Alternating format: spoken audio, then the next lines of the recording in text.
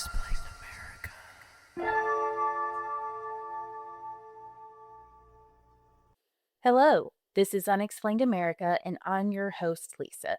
Thank you for joining me this week as we discuss Elvis Presley, his life, death, and the sightings of him after death.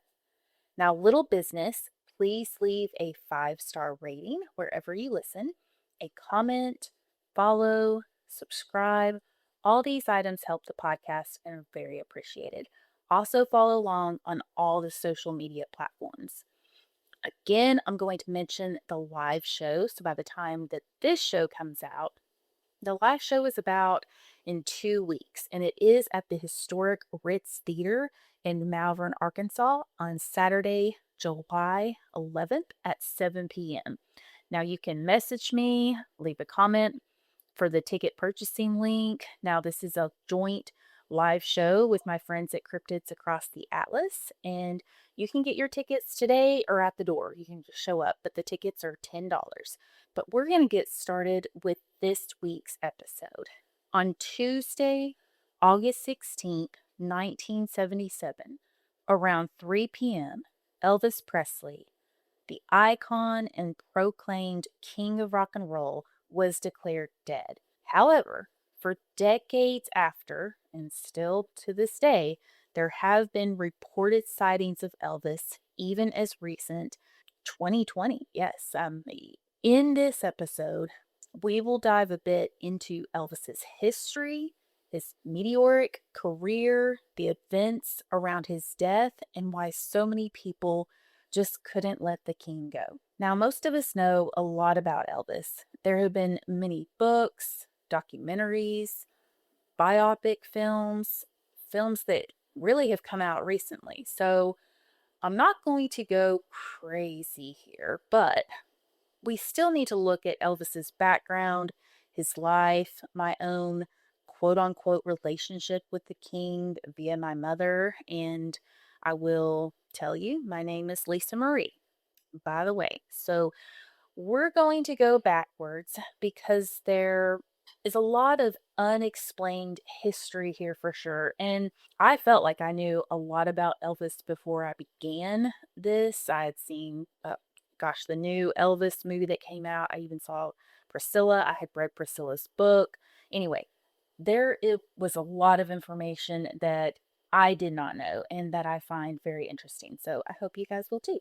Elvis was born Tuesday, January 8th, 1935, and he is born Elvis Aaron Presley.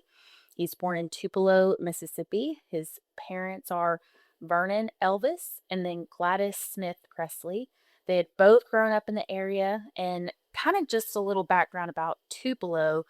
It is in the northeast portion of Mississippi, and it is the county seat of Lee County, and it was incorporated in 1870 but settled in the 1860s. I've been through Tupelo on my way to Florida. It's situated between Memphis and Birmingham on the interstate, so that's kind of where it is. The current population is right under 40,000. It is a southern climate, so snow days are like 0 on average. The normal summer high is hot and sticky. It's in the 90s. In January, it's running about 50 to 70 degrees, kind of depends. A record high being 109, but then also a record low of -12, which is obviously, as you can see, very rare. So there's that. And as you can imagine, tornadoes happen in this area where you have this climate, this situation going on. There was a massive tornado in 1936 in Tupelo, which severely damaged the town, and over 200 people died, 700 injured. This was a devastating event in 1936. And this would have been after Elvis was born. So, a very devastating situation for this area. Now, Elvis' parents, they grew up in Mississippi. Both sides of the family were in farming. On Gladys' side, it looks like her grandfather, the Smiths, they had actually originated out of Georgia. And then on the Presley side, Vernon's father, his name was Jesse McConnell D. Presley. He was born in Mississippi, which was just like his mother, and her name was Rosella Elizabeth. They called her Rosie. Now, this gets kind of interesting, but Rosie's father originated out of the Carolinas. Kind of differing reports say south or north, not 100% on what is true there, but they came out of the Carolinas, and most of the reports say north. Now, okay, so the interesting tidbit here is that D, which is Elvis's grandfather, his mom, Rosie, so they're Presleys, but Rosie, her maiden name is Presley. In fact, there is 0 married names ever given to Rosie that are found, okay? So D is not mentioned to have a father, and in fact, D has 9 siblings. There's 9. Or I should say 8 siblings. I think there were 9 total children that Rosie had.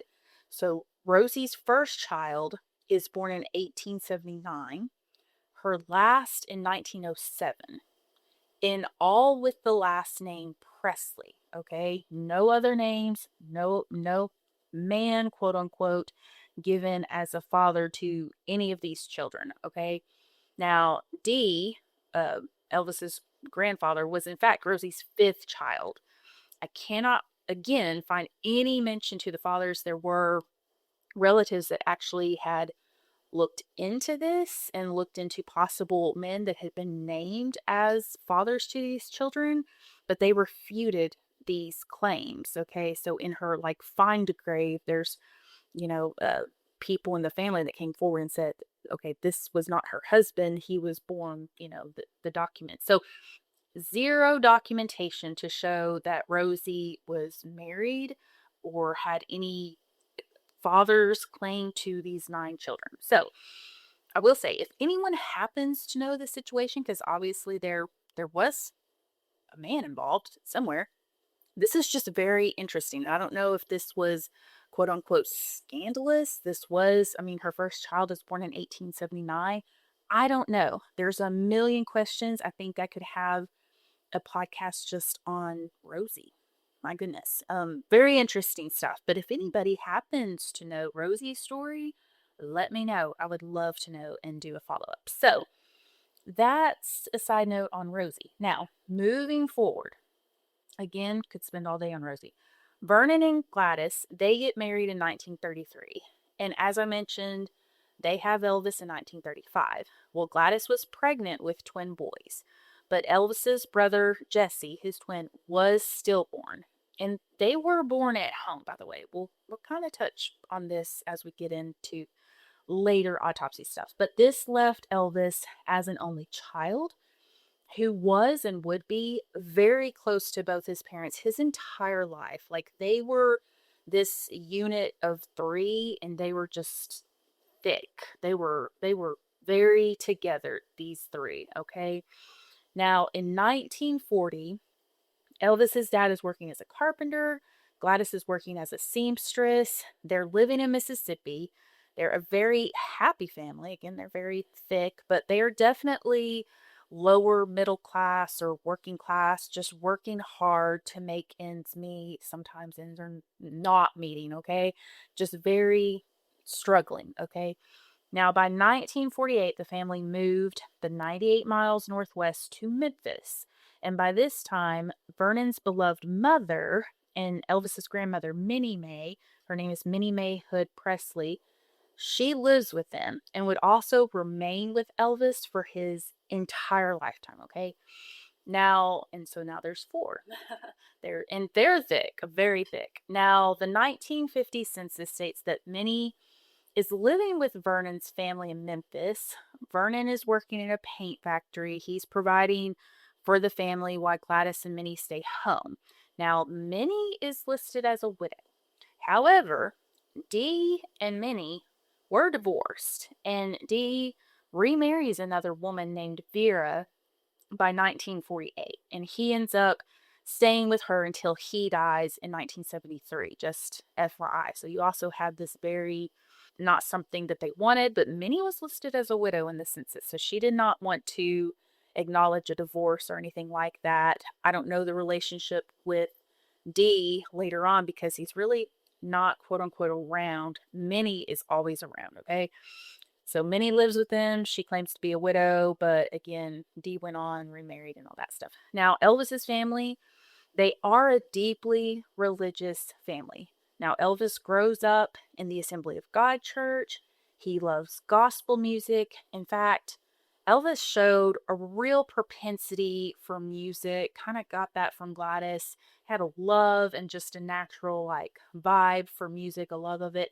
Gladys makes many sacrifices, and by the time Elvis is 11, she buys him his first guitar. And it's said that she herself kind of teaches Elvis the basics on the guitar, but he just kind of naturally picks it up, plays. He just has a natural propensity and probably one of those people that can play by ear, which always amazes me. So, anywho, now in Memphis, they're living in some apartments located on Winchester Avenue. And currently, this isn't even in Memphis. This area is, back then it was very residential. This area is like right off of where I-40 is now in downtown Memphis, right across from like St. Jude and stuff. So all of that is like no longer residential, but back in that time frame it was, and that's where Elvis was living. Now he goes to a high school named Humes High School, which looks like actually this school and the building, they were in operation until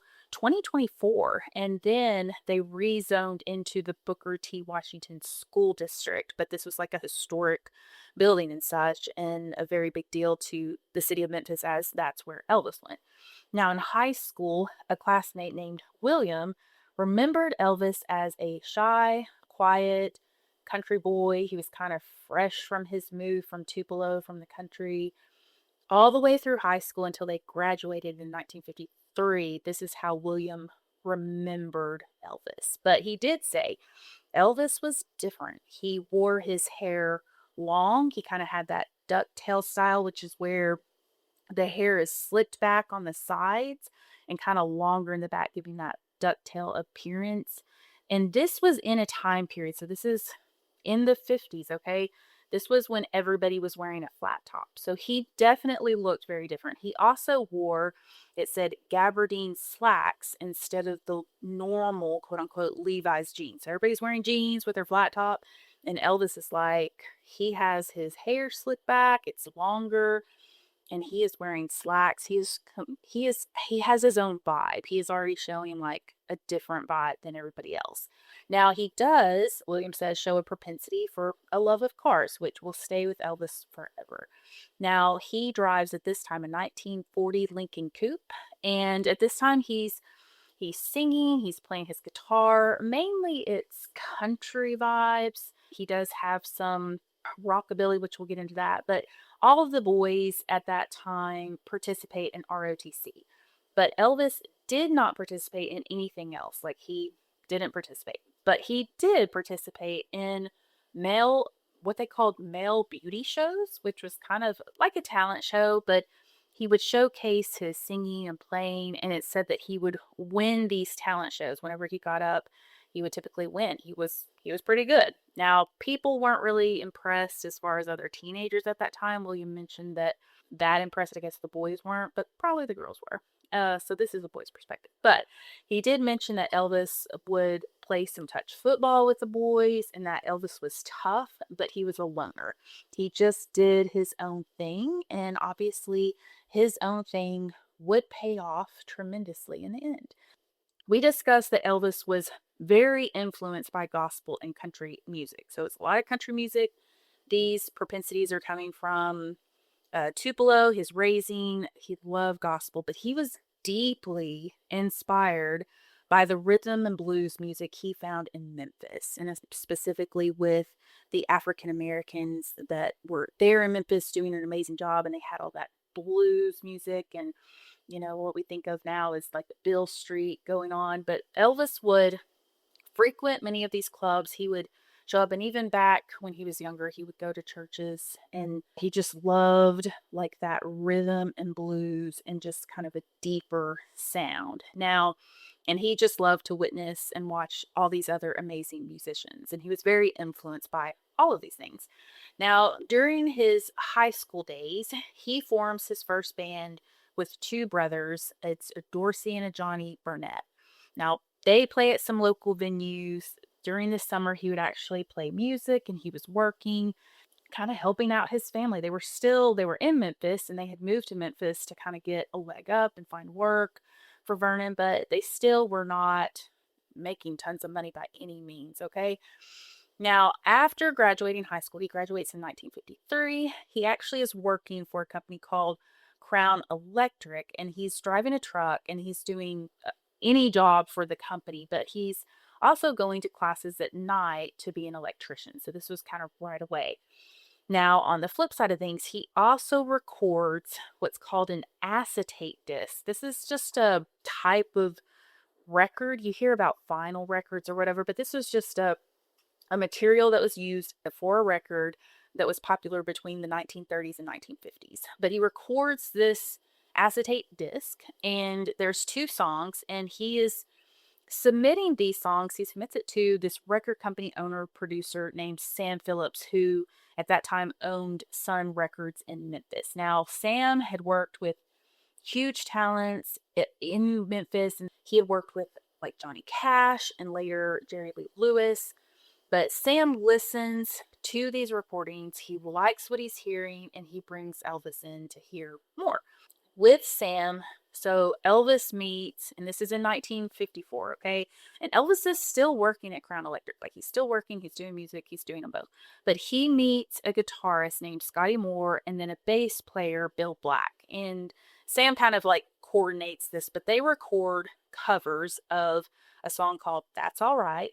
We've heard that one. That's All Right. And then Blue Moon of Kentucky. Now, immediately, these two songs hit the local radio stations and receive massive airplay. And they make Elvis like instantly a local celebrity there in Memphis. Like, people immediately like hear it and hear his voice and everything, and they are liking what they're hearing. Now, and this is like him kind of weaving this rhythm and blues with his country vibes. And it's kind of like a new style, kind of called rockabilly. And eventually, this style will be rock and roll. Elvis is touring under Sam and Sun Records. So he is signed. He even gets like a manager for a brief time with Sun Records connected to Sam. And he's playing these shows and he's going around kind of the southern states, but he's with this show situation called the Louisiana Hayride. And he's signed to do a certain number of shows and travel with them. And they're traveling to like, they're doing shows in Mississippi, Louisiana, of course, Texas, Arkansas, places like that. And a Colonel Tom Parker, he sees Elvis at a show and he decides, this kid has it going on. I want to manage him. The Colonel at this time is managing a couple of other well-known singers. And this is the summer of 55. Okay. And by November, Colonel Parker actually arranges a deal with RCA Records, which are huge. Sun Records kind of this small Memphis, record company that kind of gets Elvis rolling. But RCA Records is huge. And of course, they're national, international. But he gets this deal with RCA Records and they buy out the Sun Record contract that Elvis has. And at this time, this is an unprecedented price of $35,000. And also giving Elvis a bonus of $5,000. Now, RCA releases the 5 singles that Sun Records already had out. Now, 2 months later, RCA has Elvis record Heartbreak Hotel, which lands at #1 on the Billboard chart by the end of that month. So kind of instantly, Elvis is a national hit. He is the hottest new star. He is 19 years old, okay?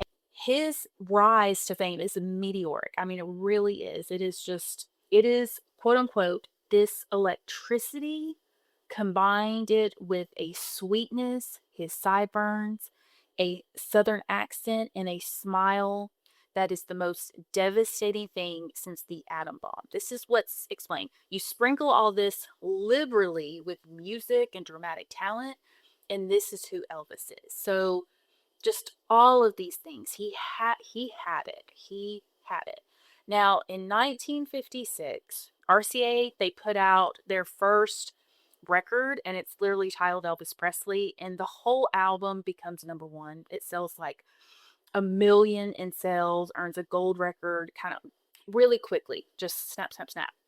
He's performing on TV shows like The Milton Berle Show, Paramount goes ahead and does a screen test of him. And this is in 56. So this is, again, you see how quickly this is moving. And of course, by about 1955, he had quit working at the Crown Electric, okay? But he was still kind of working and doing music when he was with Sun Records. Everywhere Elvis goes, because he is so popular, and particularly with the ladies, it kind of turns to pandemonium. They have to literally shut down his appearances early because the throngs of people are storming the stage. Like they just want to touch him, but they just want to see him. It's like they lose their mind. In all this going on, he shoots his first film. So this is in 1956. The film is released, and of course, they're kind of doing soundtracks with the music. So it's like, or with the movies. This is called Love Me Tender. Originally, this movie was called The Reno Brothers, but they changed it to match Elvis's new hit. And in Tupelo, Mississippi, the same year, his hometown, he and his parents go back. They're invited back for a massive event where they proclaim a day, it's September 26th, as a town holiday, and it is literally proclaimed as the Elvis Day. And this is in 56, okay? And he didn't even have a record until 54. Remember, Elvis's parents, they and Minnie, they're living with him, and they're all very close. And they have lived in this modest apartment in downtown Memphis. Well, in March of 1956, Elvis is making major money. He goes from making, which kind of his first year, he makes like $55,000, which this is in the 50s. That's a lot of money back then. Well, it quickly rises to, by the time, I guess in 1956, in fact, to like over $200,000. So you can imagine that kind of money in that kind of realm is huge, especially for his family. But Elvis purchases the family a 4-bedroom, 2-bath home at 1034 Ottoman Drive in Memphis. Now he pays $29,500 for this house. Again, this is the 50s.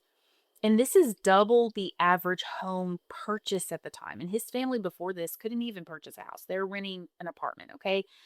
He puts in a swimming pool. This is a this is a 4-bedroom, 2-bath home. Very modern, very comfortable. Kind of a side note to this, I didn't know about this house. You always think of Graceland. So now I want to go back and look at this house. But the house is still there. It was put on the National Historic Registry in 2006. So the house is there. 1034 Ottoman Drive, Memphis. Now, Ed Sullivan, he is the biggest TV show at this time. Whenever Elvis was coming about, he was like, I will never have someone like Elvis on my show. But by the time that he's doing these other appearances, Elvis is huge. Ed Sullivan pays Elvis $50,000 to do 3 appearances. The first one in 56. They're all kind of boom, boom, boom. Because he sees how the ratings go after the other shows that feature Elvis. So he went from being like, no to Elvis to like, yes. Over this period, obviously, Elvis's rise is unmatched, but he's super controversial. We've all heard of his gyrating hips and his dance moves, and females are loving it. They're fainting, and of course, everybody, they're just like falling out when they see him, and he is gyrating, and everybody like, this is the 50s, and they're like, this is obscene. He has 2 appearances on Ed Sullivan where they show him dancing, and this is like a huge show. This is the biggest TV show at the time. By the 3rd appearance and his final appearance, which airs in January of 57, they actually only show Elvis from the waist up. So they're like, this was obscene. We did 2 shows where we showed all of Elvis, but now they were like, we're going to censor this. We're not going to show Elvis. And even when and Elvis's some gospel songs too, where he's not gyrating or anything, they still only show Elvis from the waist up. Now, Ed Sullivan is watched by millions of people, and he himself is the most influential man on TV at the time. And he ends his show by shaking Elvis's hand. He compliments Elvis on being such a fine young man, and this just continues to popularize Elvis. I mean, his star keeps rising, especially with this appearance on the Ed Sullivan Show, like huge. Now it's like national, international, like now, in 1957, Elvis begins coloring his hair black. And really, because of the black and white photography, it was kind of unclear to notice like what color Elvis's hair was. But when he was young, he was a blonde and it had darkened kind of some. That happens with a lot of people with age. It's like they're born blonde and then their hair darkens maybe to like a brunette, a light brunette or whatever. That's Elvis's natural hair, but it was not black. But he begins dyeing it in 1957 and he will continue to dye it until the day he passes. Now, he begins shooting his second movie. He's working all over the place. And his family is in Memphis. They have this nice home, but the home there, and it's a super nice house on Audubon Avenue, but it is being mobbed. There are people all over the place. They put up a fence. It does not keep the fans at bay. The fans are driving Elvis's family crazy, but they're all also driving. You can imagine the neighbors are having a fit. And this is a nice neighborhood. Again, this house was double the average price of any home. So this was a nice house. This would have been the people in the neighborhood, doctors, attorneys, very very wealthy situation, upper middle class situation homes, and they were not liking all of this craziness going on. And of course, Elvis is super like he's charming, like he's very modest and humble. I mean, he came from very humble beginnings, but he's very mannered, like big time mannered. So this is bothering him, and the fan base is wild. He wants more privacy. So in early 1957, Elvis gives his parents $100,000 budget. Like, hey, I mean, he just bought this house for $29,500, a very nice house. Now he's like, let's go up to 100, but this is the deal. It needs to be a private country estate. I want some land. I want some privacy, larger home. Like, and he's getting his entourage, which we'll talk about. But his parents, which Vernon is really kind of managing the house, okay? And Vernon now he's not working, but he has Minnie and Gladys, and he's managing Elvis's money. Elvis is all over. He is working. He is shooting. I think even in his first year or two, like 56, 57, he's shooting like 3 or more movies a year. Vernon finds Graceland. We're going to talk about Graceland, but it is located at 3764 Highway 51 South. Now, Graceland, this house purchase is a home that is beautiful. It is 10,000 square foot home. It is located on 13.58 acres. We will talk about it was originally 17 acres, but there was a church kind of utilizing about 4 acres right beside Graceland, this home, and Presley allows, like with this purchase, he allows them to keep using it, actually gives them the 4 acres, which he ends up taking back when the church no longer needs it, or buying it back or whatever. At the time, he ends up with 13.58 acres. Now, we're going to do a little backstory of Graceland because it's fascinating. And I love Graceland. I have gone through the house at least 3 times, if not more. I just love it. I would literally love to like overnight.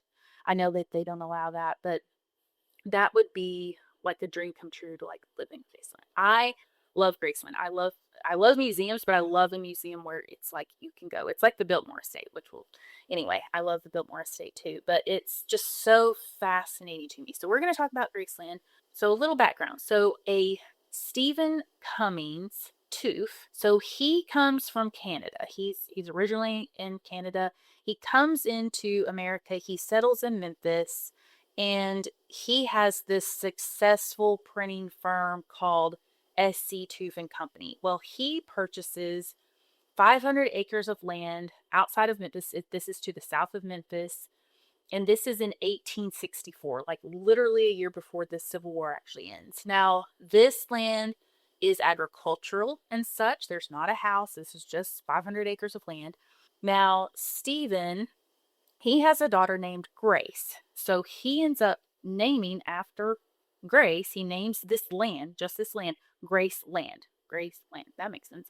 Now, Mary Tooth, which is his wife, she passes away in 1908, and then Stephen passes away in 1910. So now they're gone. They have this farm. This is not where they live. They have a lot of nice things. They are very rich. They have a huge house elsewhere. Now, the farm in their death goes to Grace Tooth, okay?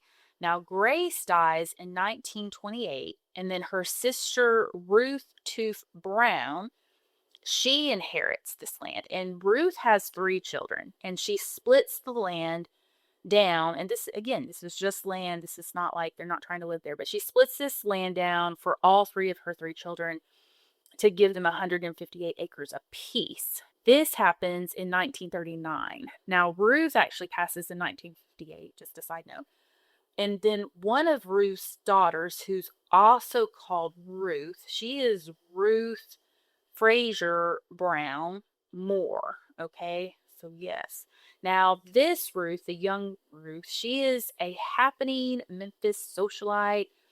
Her and her husband, they're living it up. And his name, he's a Dr. Thomas Moore. He's actually a professor at the University of Memphis there in urology, and he is into cattle. So this is like 138 acres of great land in Memphis. Okay, so this is really, really cool for him. He's into the cattle. They decide to build themselves this beautiful 10,000 square foot mansion of their dreams on the part of this land that they have. Again, they have 138 acres. In 1939, they get some architects and they build this colonial revival beautiful home, and they call it Graceland Farms. Now, he has what's called Graceland Hereford.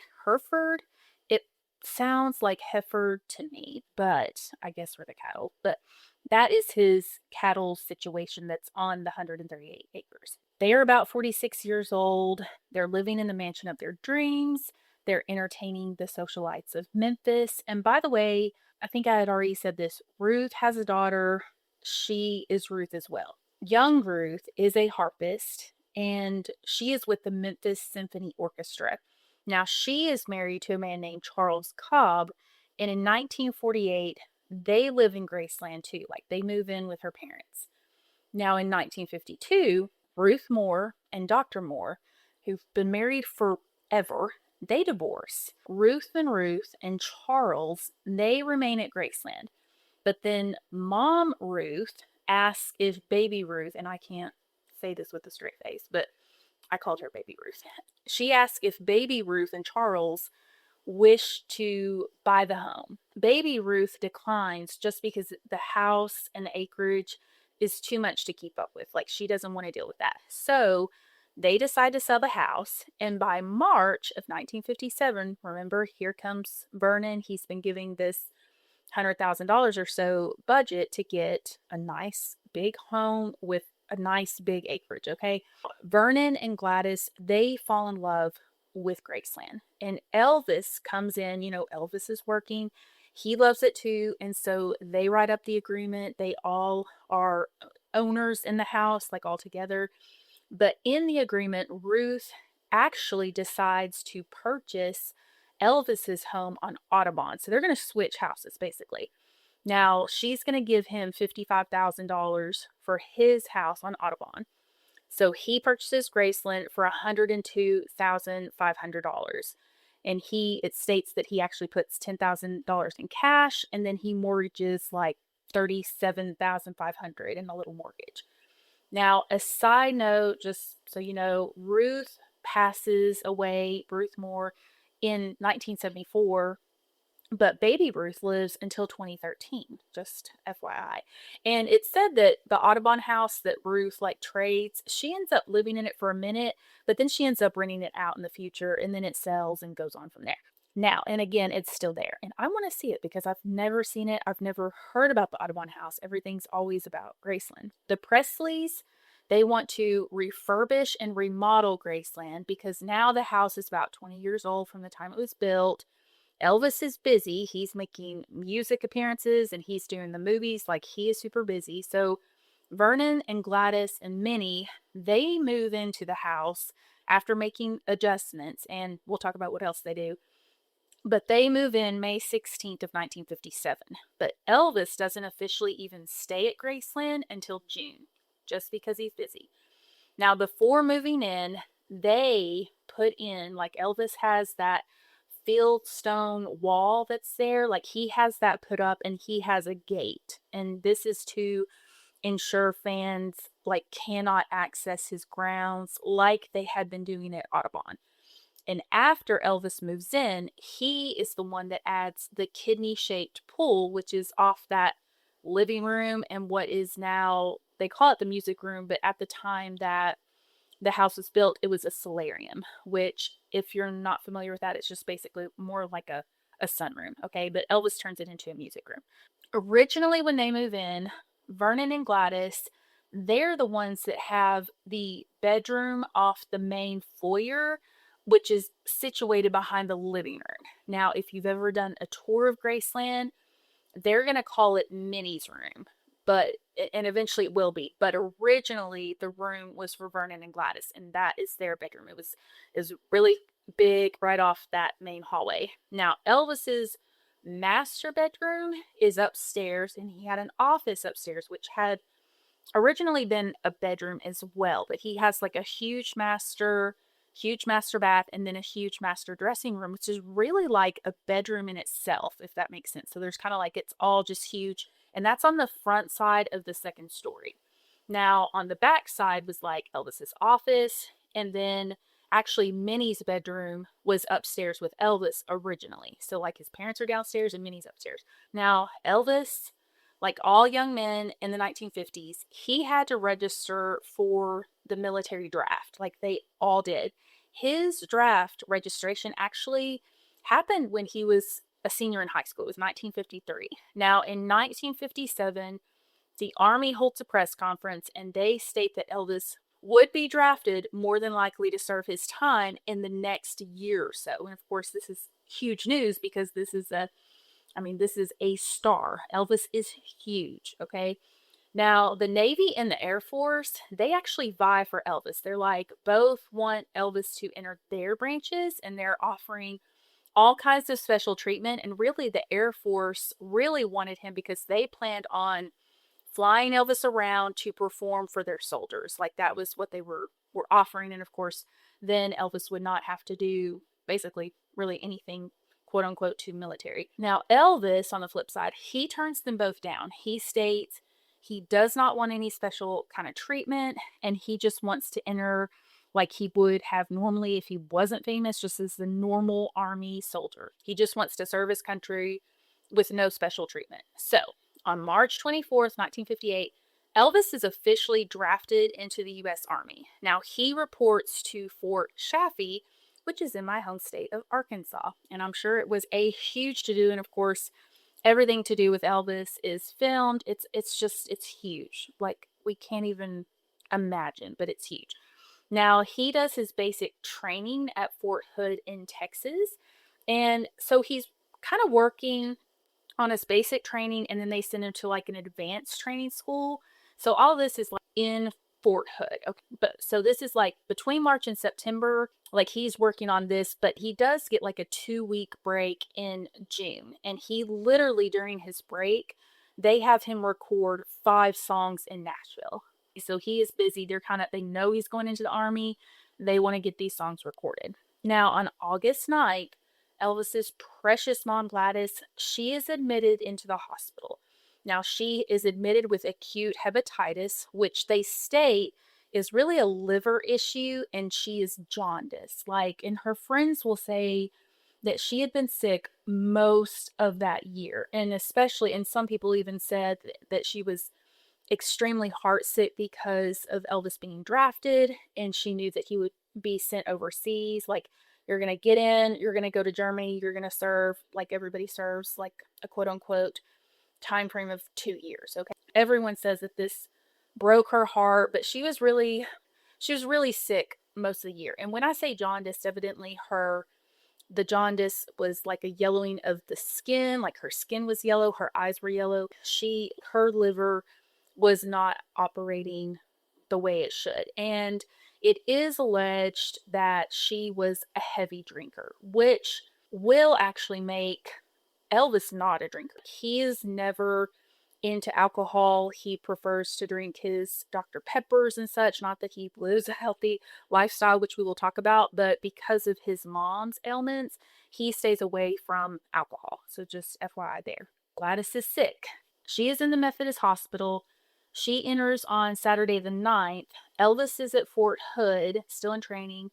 They contact his commanding officer. They are told of the seriousness of the situation, as Gladys was listed as critical by her doctors, like her doctor admitted her and says she's critical. So Elvis rushes back to Memphis, and he gets to Gladys's side by Tuesday, August 12th. And she is so excited to see him. It's said that she actually, once he gets there, she appears to be doing well. On Wednesday, she's eating, she's talking, she is showing the doctor and the staff the 1955 pink Cadillac that Elvis had bought her, whenever he made it rich and such. And he had brought it and parked it right outside her window there at the hospital. And she's proud and beaming and just really in good spirits on Wednesday. So Elvis stays by her side, but he does go home on Wednesday evening to get some rest. And a little after 3 a.m. on Thursday, August 14th, Elvis gets a phone call. And it said that he felt like he knew what was coming. And this phone call devastates him for the rest of his life. So he finds out that Gladys did pass away. Now, her doctor will tell the press, they'll hold a press conference, that it was hepatitis, she had a liver issue. They do also state that they believe she died of a heart attack, so basically her heart failed. Now, her death certificate will state acute myocardial infarction along with the hepatitis, which was severe and acute. Newspapers across the country and beyond are reporting on this horrible tragedy. It's really hard to imagine like how huge he is. I mean, people like the Beatles, like they loved Elvis. Anyway, he's huge. Elvis will state to the newspaper, quote unquote, "She's all we lived for. She was always my best girl. She was the most wonderful mother anyone could ever have. Always so good and kind." That is so touching. And again, and he's a very sensitive person, obviously, and he was close, close, close to his parents. And this is devastating. And of course, Vernon's devastated. He's devastated. This is horrible. Now, on Friday, August 15th, her body is taken to the National Funeral Home there in Memphis for her funeral, which will be held there at the funeral home. They were thinking that they would try to have it at Graceland, but they ended up having it at the funeral home 3:30 p.m. on the 15th. And her Reverend Hamill of First Assembly of God Church presided over that. They had moved her from the hospital to Graceland, so she actually went to Graceland for the final time, but then back to the funeral home. But there was literally 1,000 people in attendance for Gladys' funeral. There were 65 law officers helping in the procession to get her from the funeral home to her burial, which was in Forest Hill Cemetery in Memphis there. Now, again, Elvis is beyond devastated. Vernon's devastated. Elvis is required to go back to Fort Hood. Okay, so he has to go back. He was only allowed like 7 days off of leave. Now, in October, so this is October of 58, he is sent to Germany. His team prepared him to kind of be away. So like I said, they had him recording and they are basically releasing tracks while he's gone. The only thing that obviously he can't do that he has been doing is be in movies. Like, it's said that while he's in service, and he won't get out of service until 1960, okay? So during his time in service, it said he begins taking stimulant amphetamines, and he loves them. And their prescription, he thinks it's fine, and he absolutely loves it. It said that they help him stay awake whenever he's doing his military and combat trainings and different things. Now, he does get into karate during this time, which will be a love his whole life as well. Now, he's very humble. It's said everybody that is in service with him talk about how humble he is. He donates his paychecks to charities. He brings things and he buys things for the soldiers. Like he buys them TVs for the rec halls, like anything that they need while he's there in Germany, like he is purchasing and buying. In September of 1959, he is introduced to his future wife and love of his life, Priscilla. Now, she is stationed there with her family. So, her father, who is her father, she grows up with, he had actually adopted her by the time she was 5 years old.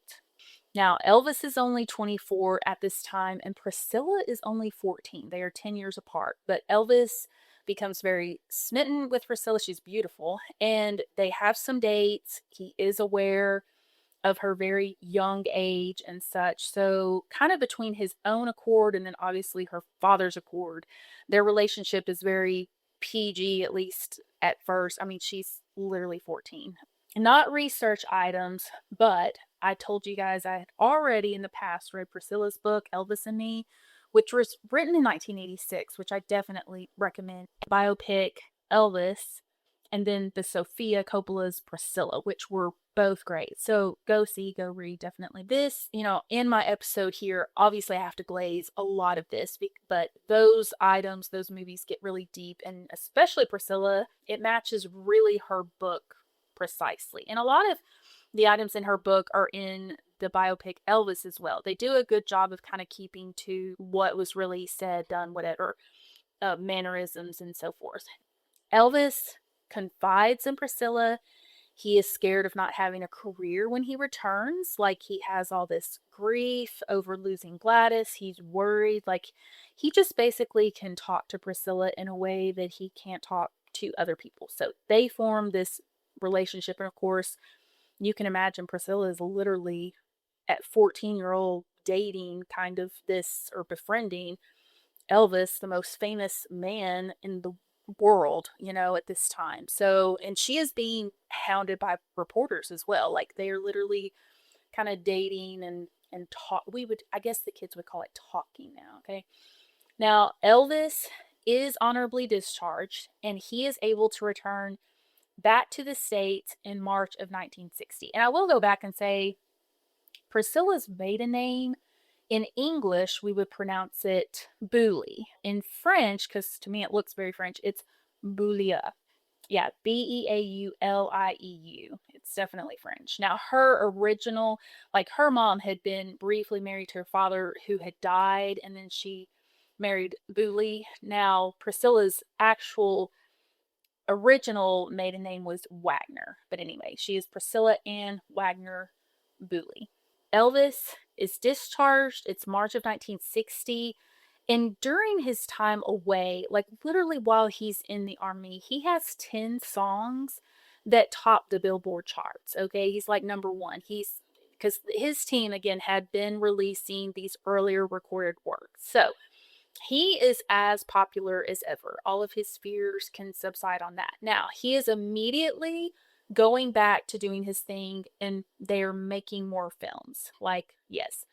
Now, his dad, in the meantime, and I will say, Vernon had gone to Germany. In fact, in Priscilla's book, she talks about how Vernon was there with Elvis, like, met her father. They would go on chaperoned dates, quote unquote. So Vernon was actually visiting Elvis in Germany. I can only imagine that he wanted to be close to Elvis. He lost Gladys, but he would leave Minnie at Graceland. Vernon had, in the meantime, while Elvis is in service, he had met a woman named, I think it's Deveda May Elliott Dunick Stanley.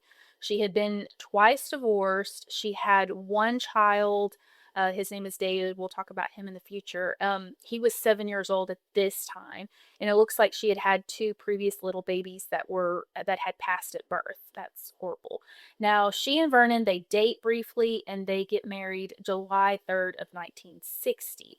Now, as you can imagine, like, Elvis is not thrilled. Like, and she goes by Dee, so he's fine with her as a person, but Yeah, and they kept this marriage pretty low key. Like Vernon doesn't even like admit to the papers, like the papers are trying to figure out what's going on. He will not admit to his marriage until like way after the fact. Like he keeps it out of the press for several days. Elvis doesn't attend their wedding or anything like that. However, Elvis is wildly busy. So it's not like I don't think it was meant to be a slight to Dee, but it was just a very low key wedding situation. And Vernon and Dee, they do move into Graceland because Vernon is running everything. Okay. Elvis is busy. Vernon is running Graceland. He's answering, like, he's kind of dealing with all of the home front stuff. He deals with the fans. He has an office there. Like, he has a lot to deal with other than the items that Colonel Parker is dealing with. Okay. Because Colonel Parker's like his manager, but Vernon is like his real manager, his house manager. Elvis is filming. He is away from Graceland. Vernon and Dee are in Graceland. Eventually, Elvis does have them move out of Graceland, and they do get their own home that is very close to the mansion. I think it's on Dolan Avenue. So it's right there in Memphis. But basically, Dee was making too many changes to things at Graceland, and these were things that Gladys had picked out. And Elvis was like, no. And remember, Minnie is still there. So Minnie's still there. She is a very strong person and very close to Elvis.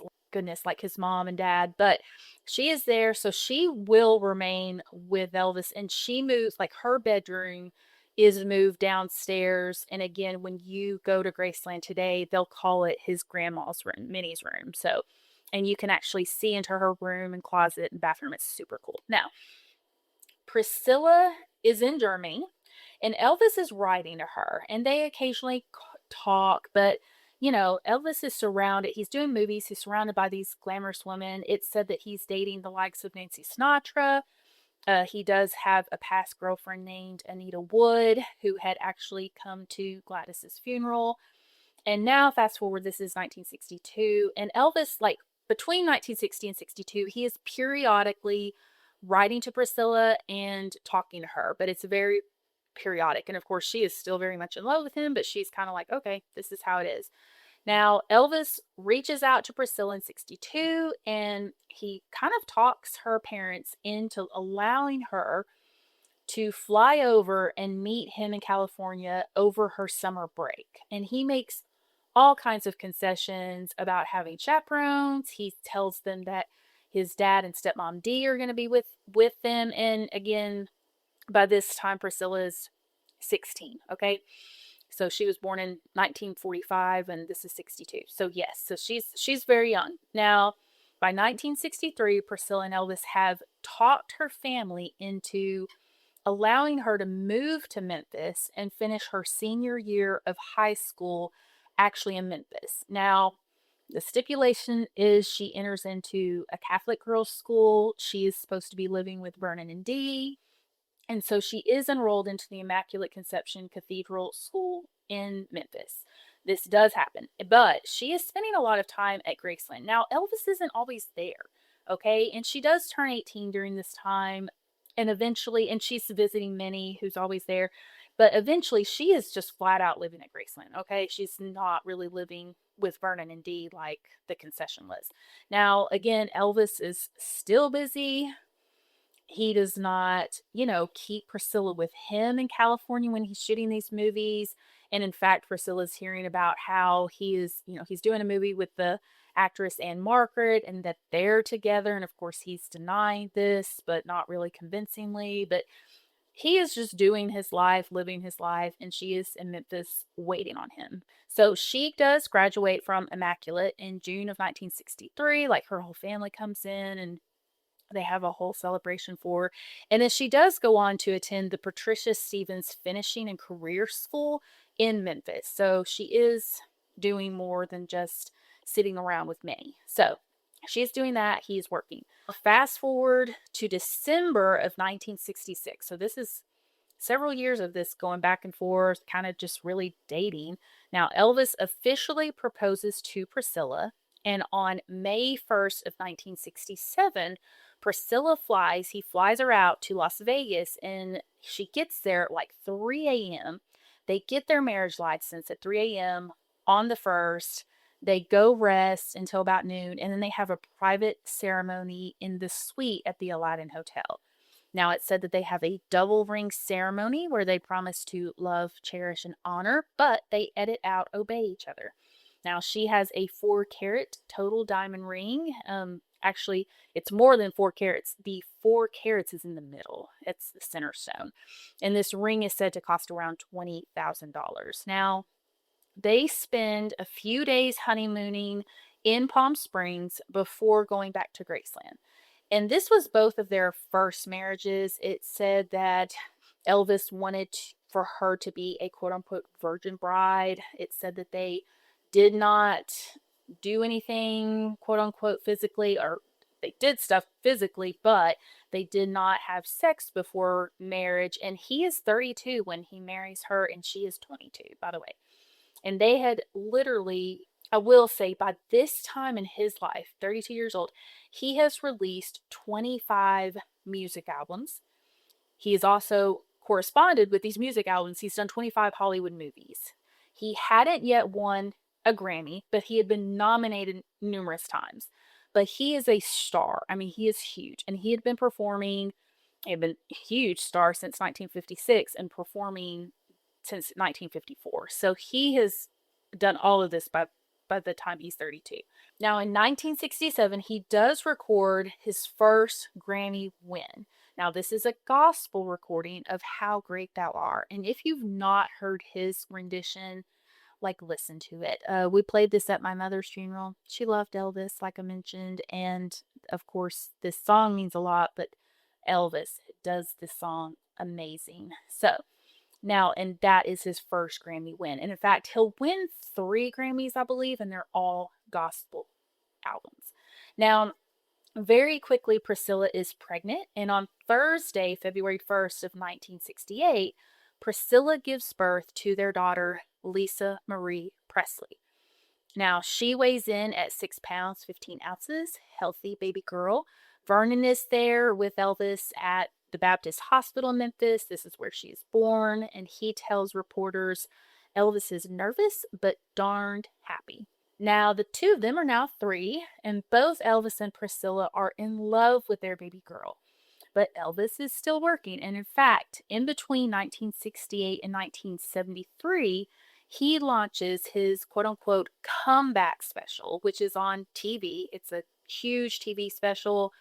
Priscilla and Lisa Marie will be with him, and he plays also like 50 plus concert shows in Las Vegas, and he is still recording. Like, he is super busy between this time frame. Now, in 1971, the city of Memphis renamed his home address. Remember, it's the Highway 51 South.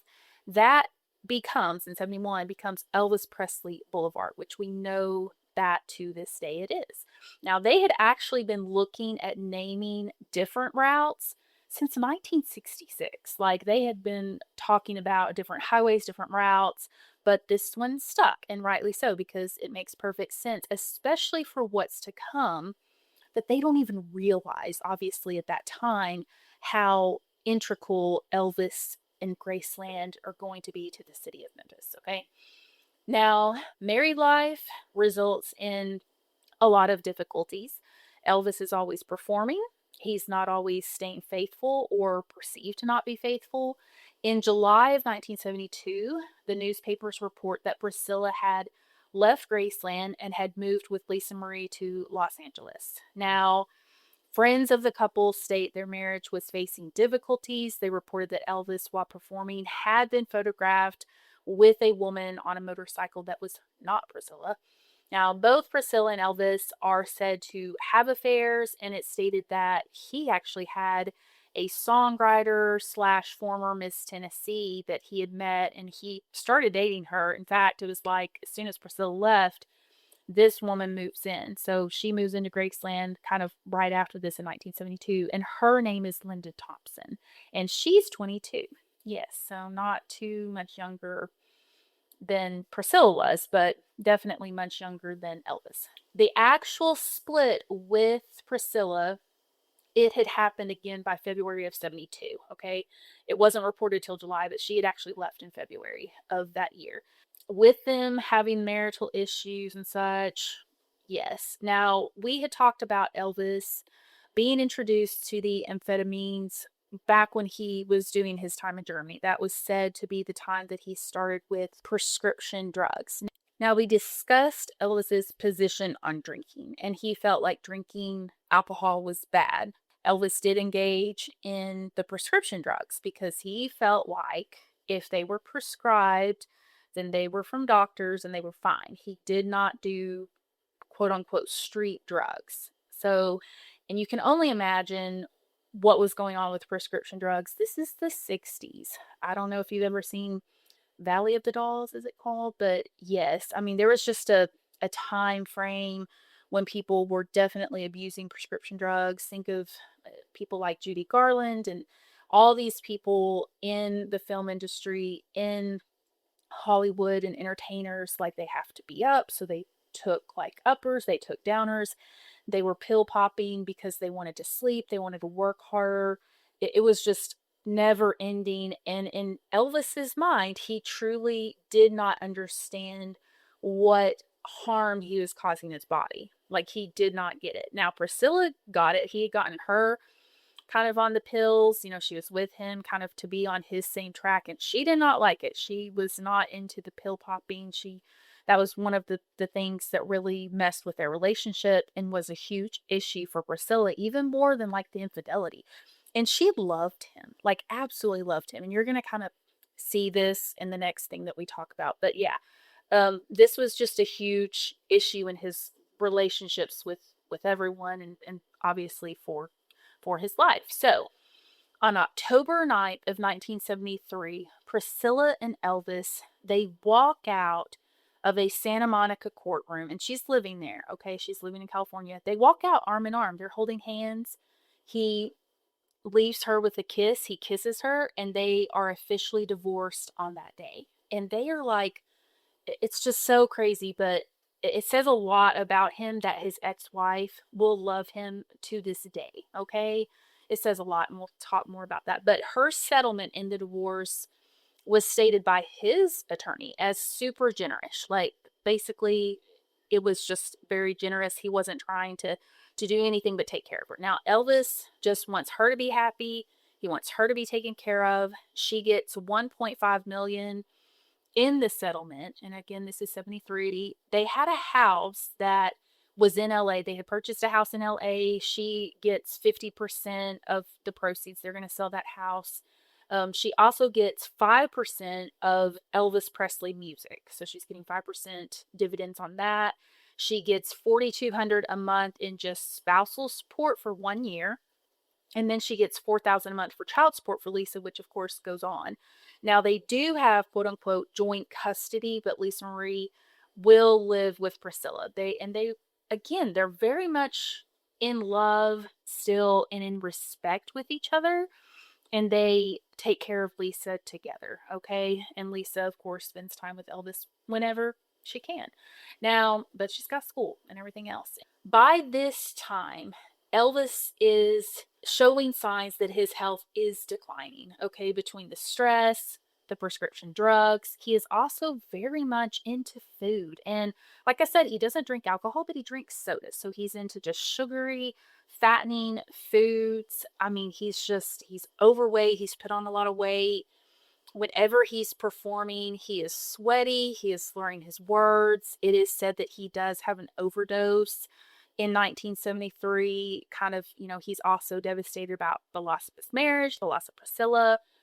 And it is said that in May of 1973, he cancels shows. This is reported that he cancels shows in Vegas, and they state that he is only mildly ill with a cold or flu. And of course, what we know now later on, or what has been reported, is that he had overdosed. Now, by December of 1973, Elvis is hospitalized with what will later come out as a Demerol overdose. But at the time, the papers reported him as in the hospital in Memphis to rest up. So he's just there to rest up. Now, they tried hiding his identity, and then they have all these security people around this suite of rooms, and he's resting up. He is touring. He has a huge touring schedule that year. In 1973, he has like 170 shows. He is beating himself down and he is not winning, and he is only 38 years old. Okay, just not very old, but he is not in good health. He's not been taking care of himself. It's just not good. Now, in 1974, Elvis was performing. He's still dating Linda and he's still having health issues. In 1975, Elvis purchases his first plane. It is that Convair 880.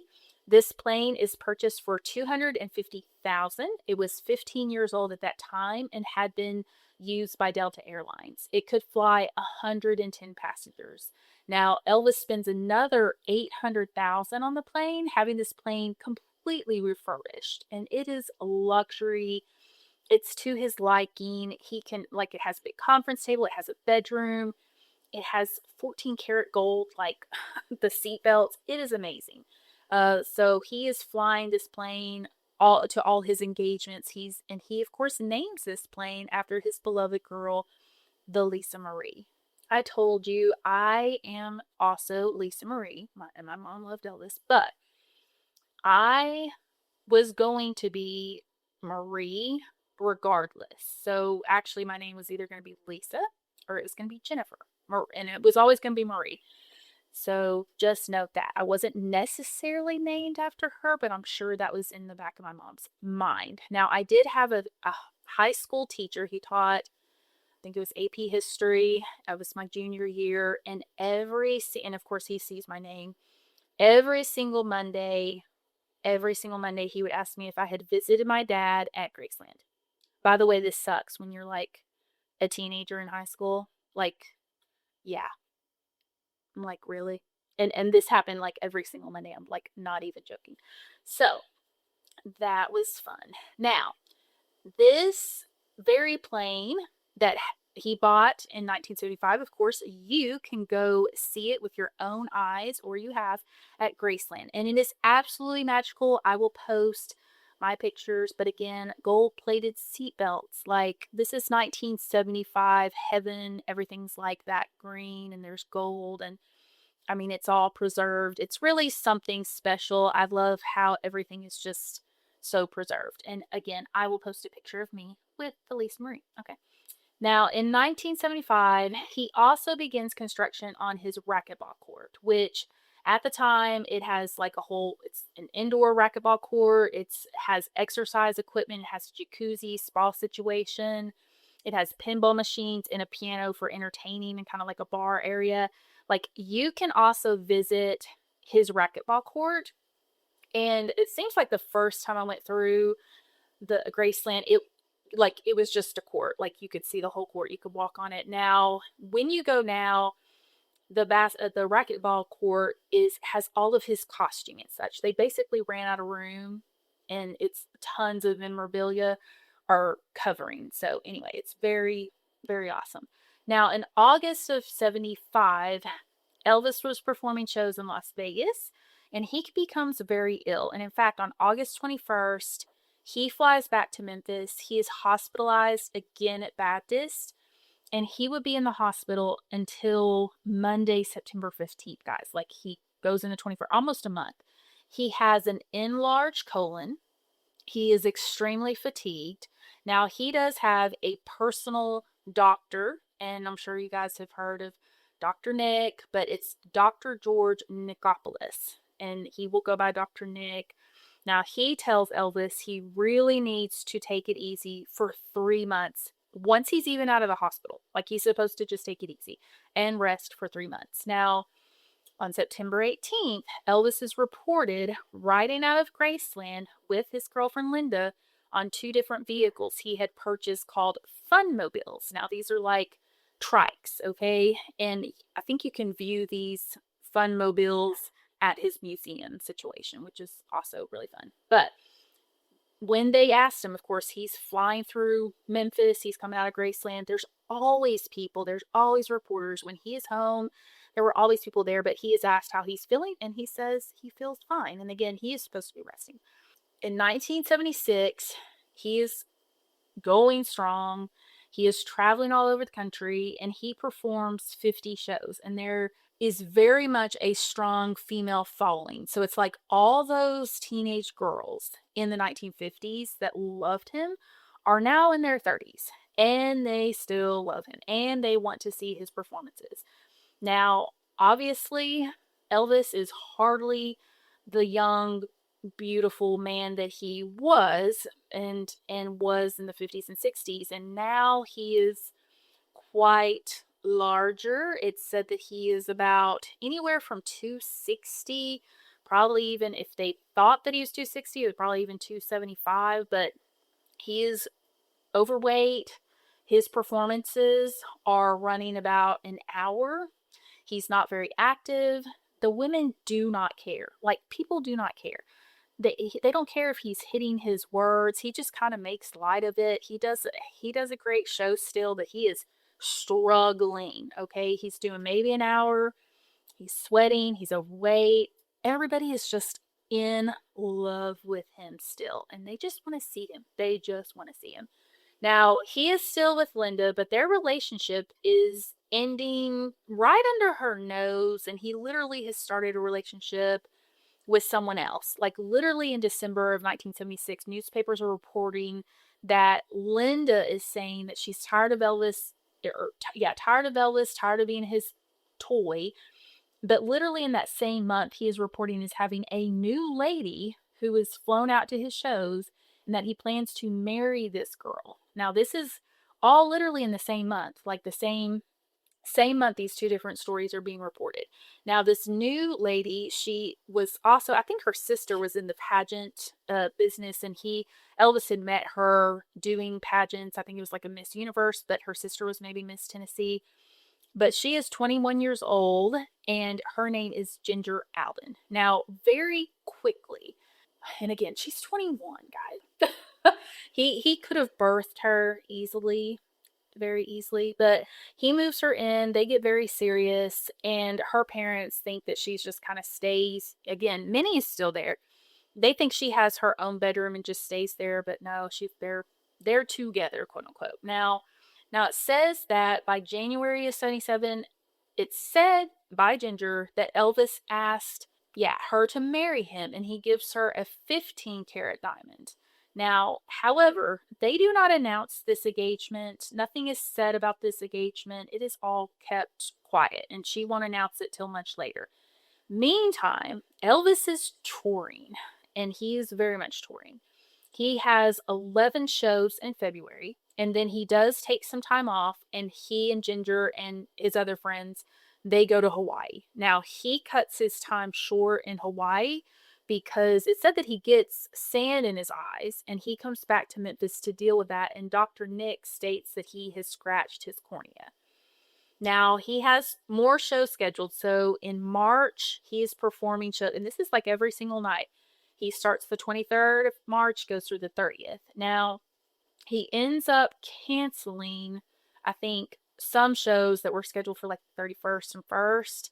And he flies back to Memphis. He goes into Baptist, and it's said that it is for exhaustion caused by a stomach flu. But he is not doing well. This probably has to do, again, with his colon issues. Now, Elvis gets out of the hospital April 6th. He stays in Memphis to rest, but then he goes back on tour the 21st to June 2nd. And some of these shows are scheduled. Some of these are makeup shows. So, like, some of the makeup shows are being pushed. It's like he had missed some shows in March and April from being down, and then these get rescheduled and moved around. Okay. Now, he takes 2 weeks in June off, and then he's back on tour June 17th through the 26th. Now, after June 26th, Elvis is home again. So, actually, his show, June 26th, is like his last show, okay? But he comes home to Memphis. He plans on being home until he leaves for another round of shows, which begin August 16th. So, basically, he had kind of like not even a 2 month break, okay? And his new shows, August 16th, were going to start out in Portland, Maine. So he was literally flying out to Portland, Maine. So when you hear about Elvis, like his death and everything, it's always like he was about to start this new tour, blah, blah. So it makes it sound like he hadn't been doing anything. But that is so far from the truth. As you can see, like right there that year, goodness, he probably had what, 30 shows, 30, 40 shows altogether? Yeah, and he had more to go. So he had another round of shows coming in August, which would have been like his kind of final leg of his shows for that year at least. But basically, let's just say about 50 shows scheduled for 1976. It's not super clear at what point, he's on this break.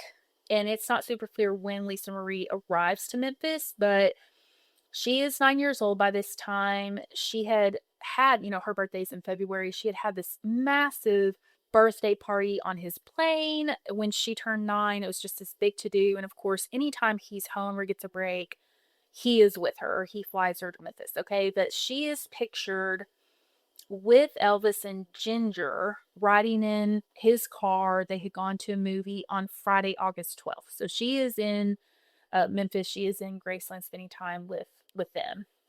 Now, on Monday, August 15th, Elvis wakes up around 4 p.m. This is his normal. This is just his normal schedule. He spends time with Lisa Marie. He spends time with Ginger. It's said that they play games. They talk. Now, by 10:30, Elvis leaves Graceland to go to his personal longtime dentist named Dr. Lester Hoffman. Now, different places report that this was just a standard cleaning checkup, but he did get a couple of cavities filled, and it was reported he was having tooth pain, which definitely could be a cavity. That could be like a bad cavity, could definitely cause you tons of pain. I don't know. I've never had a cavity. You guys know too much about me now. I don't know. But evidently, he had bad problems. I mean, he was always in pain from different things, and we'll talk more about that. But he had a cavity. He sees his dentist, and this was at 10:30. Now, he returns back to Graceland at 12:30 a.m. on August 16th, and the famous final picture of Elvis is taken by a fan at the gates going into Graceland, and he is driving his black Stutz Blackhawk, which you can view at Graceland. In fact, I think one of my favorite parts of the Graceland tour is actually looking at all his vehicles. I don't even know how many are in the exhibit, but you can also see his like fun mobiles and different, not just his cars, but different things. It is so interesting, but you can definitely see this Black Hawk, which was the car he was driving then. Very cool exhibit. Definitely go to Graceland.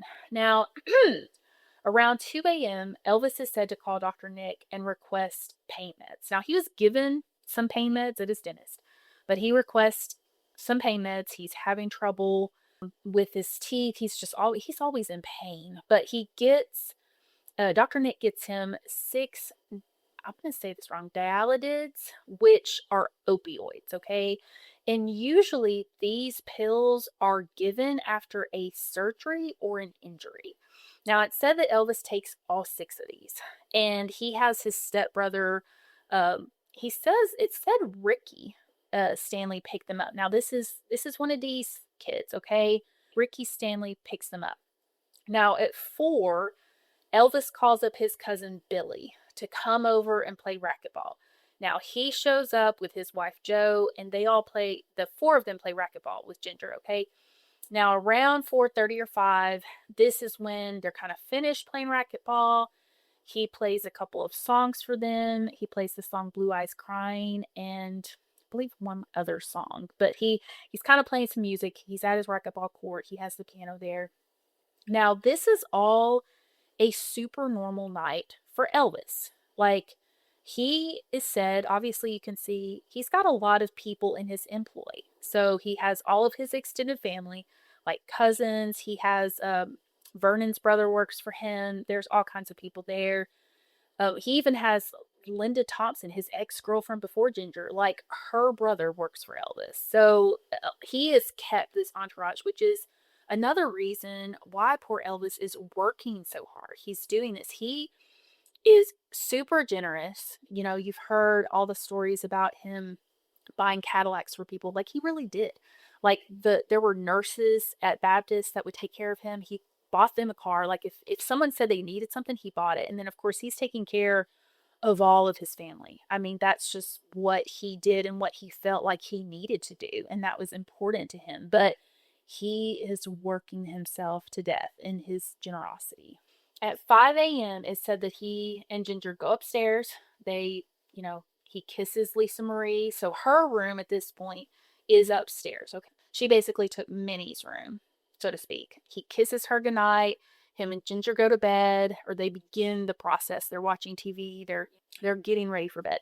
Now he takes some medications that he's already been given in the past for sleeping from Dr. Nick. Like, he has sleeping pills, he takes them. Elvis also has tons of living people. Of course, he has a cook, he has a maid, he has a nurse full time. So people are constantly taken care of. Of course, he was calling like Ricky Stanley and then Billy, but yeah, he has a lot of people, and Minnie is there, but nurses, maids, guards, security, like, he's got it all. And again, he has to fund all of this. So this is extremely stressful on Elvis as well. Now, at 7 a.m., he's still awake. He's unable to sleep, and sleeping is a problem for him. So he takes more sleeping pills. So he had already taken, as you can see, he'd already taken, goodness, pain meds, sleeping pills, several things. Now at 8, he's calling everyone. He can't get a hold of Dr. Nick. Ricky was sleeping. He calls down to his Aunt Delta. So Aunt Delta had moved in with him as well. This is Minnie's daughter, Vernon's sister. Okay, so Aunt Delta's living there. She gets him 2 Valmeds for insomnia. This is a medication for insomnia, and he is in pain. He cannot sleep. Nothing is working. Ginger was watching TV in the bedroom. She's dozing off. She can sleep. She's going to sleep. Now, around 9:30, he tells her he's going to the bathroom, and he has a book in his hand. Okay, so this is not abnormal either. Now, he said that this was not unusual to Ginger, that Elvis was headed to the bathroom, and he would be in there. He suffered from constipation. He had all those colon issues. He has this mega colon, yes, but he had a book called A Scientific Search for the Face of Jesus, and that was the book that he carried into the bathroom. And he had other books in his bathroom. He had several books. I know that it seems like a lot of people or a lot of programs would show that he was reading some sexual book when he was dying or was found or whatever. But he read a lot of books. He suffered from constipation, and he would spend a long time in the bathroom. So it wasn't unusual to her. She's falling asleep. She wakes up at 1:30 p.m., and this is on August 16th. Elvis isn't in bed with her. That's not unusual either. It's not weird. She just thought, okay, he got up, whatever. Around 2, she just kind of lays there. Around 2 p.m., she walks into the bathroom, and she finds Elvis, and he is lying in the floor. Different reports say he is fully clothed. Some reports say he's not. Some reports say he's in blue silk pajamas. Some say he's just in a robe. Different reports there. But she calls immediately for Al Strada. He calls for Joe Esposito, who is also a huge part of his road crew. Now, I've not discussed this so far. You always hear, quote unquote, the Memphis Mafia. Obviously, Elvis is huge. He's a huge star. He had a huge entourage the whole time. Since 1956. A lot of friends, a lot of family in these positions. He is taking care of these people. But Al and Joe were very trusted individuals that had worked for Elvis for a long time. Joe is his road manager, and he is on duty, and he runs up. Lisa Marie hears the commotion. She runs in. Ginger pulls her out. Vernon, who was there, I mean, he's always there. So he calls an ambulance. Okay, so they call an ambulance. They had called Dr. Nick. They were trying to do CPR. Now, it was said he is blue. And it said that actually different people have said who does the CPR. Now, it said that Uncle Bester, who worked as a guard, it said that he tries doing CPR, and Elvis is already blue. He's stiff. They couldn't even open his mouth. to give him breath to breath. So they are just doing chest compressions. Now, the ambulance is alerted at 2:33 p.m. and so all of this is happening really fast. The fire department, along with the ambulance, is sent to Graceland. They're not kind of overexcited by this because the fire department actually had thought that maybe Vernon had fallen or had a heart attack or whatever. They thought they were going for Vernon. Or this happened all the time too. There was always fans at the gates of Graceland, and they thought that a fan had gotten overexcited and passed out. That happened all the time. So they were actually shocked to find that the person that they were being alerted to was Elvis himself, because all they were told was someone wasn't breathing or someone had collapsed. Like, they didn't know anything other than that. Now they rush Elvis to Baptist Memorial. They arrive at 2:56 p.m. A team of doctors is there. Dr. Nick is there. Dr. Nick states that Elvis's pupils weren't dilated, so this was why he felt like they needed to revive him. So they spend a lot of time trying to revive him. Dr. Nick calls it early as a heart attack. He finally calls it. Now, the king of rock and roll is already gone, and he is actually pronounced at 3:30 p.m. after they do try resuscitation for, obviously, as you can see, a long time. And this is where I'm going to leave you all in this part 1. So we will pick up in part 2 with the aftermath of Elvis's death. Of course, we'll get into his autopsy and all of the situations around Graceland, and there's so much more to come. Like, you wouldn't even believe it. So stay tuned for part 2. I'm actually going to put out part 2 pretty quickly behind this part 1. Okay, so stay tuned. Thank you all for listening, and I'll be back soon. Bye.